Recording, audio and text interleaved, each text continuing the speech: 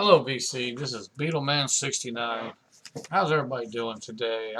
I personally doing great. I had to work today on Saturday, but hey, I made some extra money, so ain't nothing wrong with that, right? So anyway, there was a couple of videos I saw on YouTube. One from my new subscriber. Her name is Rachel, the Music Ma'am VC. Check her channel out. She's my newest subscriber. She did my 10 favorite Beatles songs, and she said it was started by a young man named Carson Tucker, a young dude, a young teenager. I don't know, maybe 12 or 13, 14, maybe. He said he loves the Beatles, and that's really great. That's great. That's where I was at when I was a teenager. I My dad got me into the Beatles. He had the Let It Be album. That was the only album he had. I think my dad was more of a Stones guy. He had more Rolling Stones albums from the 60s. He only had one Beatles album and 245s from the Beatles. But just listening to the Let It Be and the 245s he had, I got hooked to it. I was hooked, and in a good way hooked, and been hooked ever since. But anyway, like I said, I'm glad the young man got into it. I'm glad the younger generation's taking notice because music today, we can do without it. It's just, especially contemporary music. It's bad. It all sounds the same. There's nothing to it. Personally, I think it's all computer generated music. It's not really music. Not to my ears, anyway. Okay, here's my 10.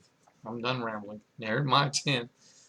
My 10 favorite Beatles songs, and a lot of them, a lot of people gravitate to the hits because that's what ones they hear a lot.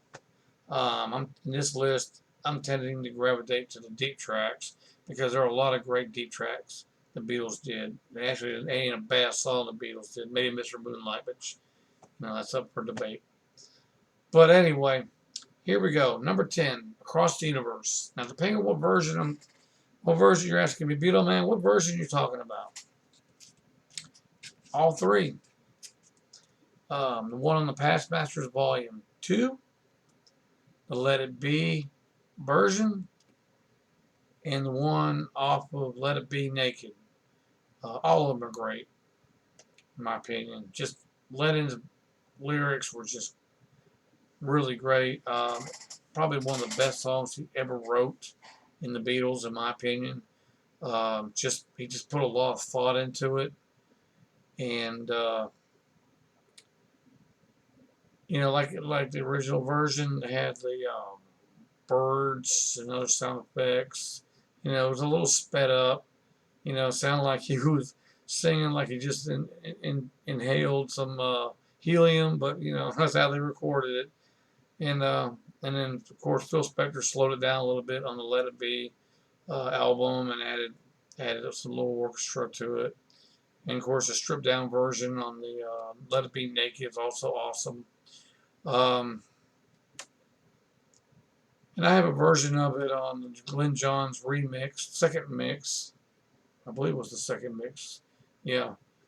And it was, and you can still hear some of the rigid, he stripped it down, but there's still a little bit in there you can still hear from the original recording that just didn't get completely taken out. But not real prevalent, though. Okay, number 9. B-side, the Paperback Writers, Rain. Rain, to me, is underrated. The strong imagery in it. I like the drum intro at the beginning, bring those snare drums, and how it goes. And then and down towards near the end of the song, where they go into like the little quasi instrumental break, then Ringo's playing a snare drum again, like he did at the beginning. Where he hits it a couple of times. And he goes da da da and it da and hits the tom tom, and they go boom, and they go into the near the end of the song as it fades out, and yeah, very underrated song. It very well could have fit on Revolver, in my opinion. Um, Number 8, McCartney song from the Magical Mystery Tour, "The Fool on the Hill." What a beautiful song! Nice little ballad, just relaxing to listen to it. If you're just having a bad day or strung out, like stressed out or whatever, you put on "Fool on the Hill" and just lay back, close your eyes, and just listen to that song. It'll just mellow you out. Number 7, another McCartney song, "I've Just Seen a Face." What a great acoustic number. Come off the Help album, the British Help album, and off the US Rubber Soul, depending on which one you like to prefer listening to. Um, Great song. I always loved that song. It just never gets old. Paul McCartney did a live version of it over the Wings Over America tour. I was glad to see him do a few Beatles songs on that tour. I didn't go see him, of course, because I was only but 6 years old then. But I mean, as far as listening to his Wings Over America album and stuff, I'm really glad that he decided to do some Beatles tunes. Number 6 from Abbey Road, "Here Comes the Sun." A great song, beautiful song. I like the guitar work in it. He uses the Moog synthesizer in the song. He did a number of overdubs of guitars to give it that full feeling. The full feeling of that song. Just beautiful Harrison song. I mean, he's right up there with "Something" and "My Sweet Lord" and "What Is Life." Just up there with him. He had really exploded in his songwriting right before the Beatles ended. Next song, number 5 from Revolver, "Here, There, and Everywhere." What a tender song. Beautiful guitar, gentle drums, the backing vocals from George and John. Just awesome. Just a beautiful song. And he just finished writing yesterday. Well, he had wrote yesterday the year before. And I think this is just a continuation. I think Paul still had that in his head, and I think he wrote this based on that. Number 4, "Strawberry Fields Forever." Lyrically, awesome. Just a great song.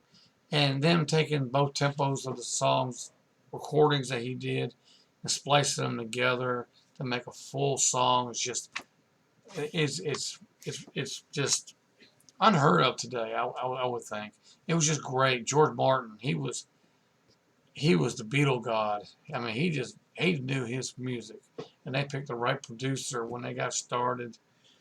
I think George Martin made the Beatles what they were by the time they broke up. He really made them.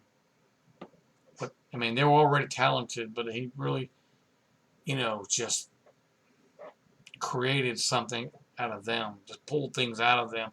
They, and made just a great band. I mean, they call him the fifth Beatle.